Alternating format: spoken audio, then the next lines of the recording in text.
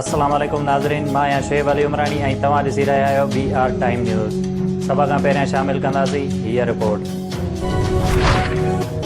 Speaker Punjab assembly Parvez Elahi चयो त इतफ़ाक़ थी वियो आहे मौजूदा असेंबली मुदत पूरियूं कंदियूं। काफ़ लीग पंहिंजो फ़ैसिलो करे चुकी आहे, अदबी मुशावरत करे रहिया आहिनि। मुस्लिम लीग काफ़ MKM ऐं बलोचिस्तान अवामी पार्टी मिली हली रहियूं आहिनि।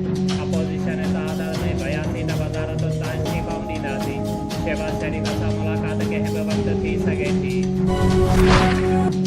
वज़ीर आज़म इमरान ख़ान चयो आहे त 25 साल अॻु सियासत में इन ई लाॾा आयो हुयुमि त पटाटे ऐं टमाटे जा रेट मालूम कयो हुओ त पाकिस्ताननि खे क़ौम ठाहिणु आयो हुयो। हुकुमराननि खे ख़बर ई न हुई त मुल्क ठहियो छो आहे।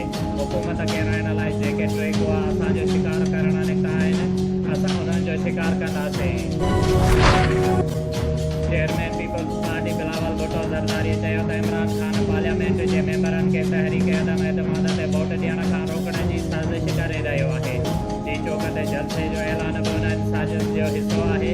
Chief justice supreme court, chief justice Islamabad high court ऐं चीफ इलेक्शन कमीशन उन्हीअ जो नोटिस वठनि। हिन चयो त पीपल्स पार्टी ऐं MKM विढ़नि था त ॿिया फ़ाइदो वठनि था। सुभाणे इस्लामाबाद में MKM जी क़यादत सां मुलाक़ात थींदी।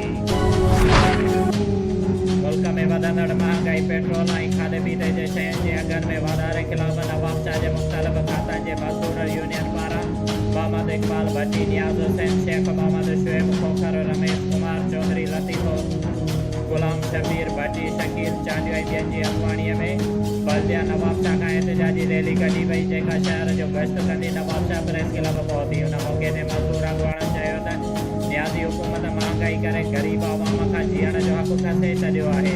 हुन चयो त नियाज़ीअ जी हुकूमत में ग़रीब अवाम ॿिनि वेलनि जी मानी खाइण लाइ परेशान आहे, जॾहिं त पेट्रोल जो ॾींहों ॾींहुं वधंदड़ क़ीमतूं वफ़ाक़ी हुकूमत जी नाअहलीअ जो सबूत आहिनि। जाम साहब क़ौमी अवामी तहरीक जे कारकुननि ते पुलिस चढ़ाईअ ख़िलाफ़ क़ौमी अवामी तहरीक जे अॻुवाणनि जो एहतिजाजी मुज़ाहिरो। क़ौमी अवामी तहरीक जे अॻुवाणनि लाल खान शर, मोहम्मद इब्राहिम बुग़्ती, मीर मोहम्मद मगी, इरशाद अली शर ऐं ॿियनि पारां प्रेस क्लब जाम साहब अॻियां एहतिजाजी मुज़ाहिरो कंदे चयो त 6 मार्च ते थियल जलसे खां पोइ जाम साहब जे PP क़यादत ऐं अॻूणो काउंसलर ग़ुलाम मुस्तफ़ा लाशारी इंतकामी कार्रवायूं कंदे असांजे कारकुननि ते पुलिस चढ़ायूं कराए रहिया आहिनि ऐं सिंधियाड़ी तहरीक जे नियाणियुनि ख़िलाफ़ घटि वधि ॻाल्हाए रहिया आहिनि। हुन क़ौमी अवामी तहरीक ख़िलाफ़ पोस्टूं रखनि था, जॾहिं त जाम साहब थाणे जो वॾो मुंशी PP कारकुननि जे वंगार में असांजे क़ौमी अवामी तहरीक जे कारकुननि जे घरनि ऐं दुकाननि ते चढ़ायूं करे हिरासा करे रहियो आहे। शुएब अली उमरानी खे ॾींदा इजाज़त। वधीक ख़बरुनि ऐं अपडेट्स लाइ ॾिसंदा रहो BR टाइम न्यूज़।